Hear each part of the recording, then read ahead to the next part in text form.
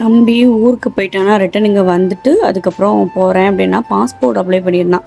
அது வாங்கிறதுக்கு தான் போயிருந்தான். யாரும் அப்ளை பண்ணியிருந்தாங்களோ அவங்க தான் சைன் போட்டு வாங்கணும் அப்படின்ட்டாங்க. ஹஸ்பண்ட் காலையிலே போயிட்டு மீன் எடுத்துட்டாங்க. மீன் எடுத்துகிட்டு வந்தோடனே நான் குழம்பு வச்சு முடிச்சுட்டு தம்பி சாப்பிட்டுட்டு அவன் கடைக்கு கிளம்பிட்டான். பை பை போட்டு அனுப்பி வச்சாச்சு. ஊர்லேருந்து வர சொல்லி என்னென்ன வாங்கிட்டு வந்திருந்தாங்கன்னா குலோப் ஜாமுன் பாக்கெட்டு, அதுக்கப்புறம் அரிசி, அப்புறம் அல்வா, பூந்தி, மிக்சர் அப்படின்னு சொல்லிட்டு என் பையனுக்கு சாப்பிட்றதுக்கு ஸ்நாக்ஸ் எல்லாமே வாங்கிட்டு வந்திருந்தான்.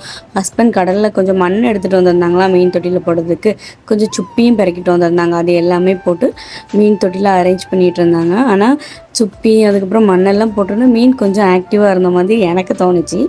அதுக்கப்புறம் மணி பிளான்ட்டு அந்த கல்லெல்லாம் போட்டு நிரப்பி வச்சுட்டு பையனை தூங்க போட்டுட்டு மேட்டு சோப் போட்டு ஒரு 2-3 நாள் ஆயிருக்கு. மழை பெஞ்சனால நான் காயவே போடலை, மறந்துட்டு சொல்ல போனால். அதையும் போய் காய போட்டுட்டு 2 ரோஸ் பூ விரிகிற மாதிரி இருந்துச்சு, அதையும் அப்படியே வீடியோ எடுத்துகிட்டு வந்து ஹேருக்கு எண்ணெய் வச்சு ஒரு 4-5 நாள் இருக்கும்.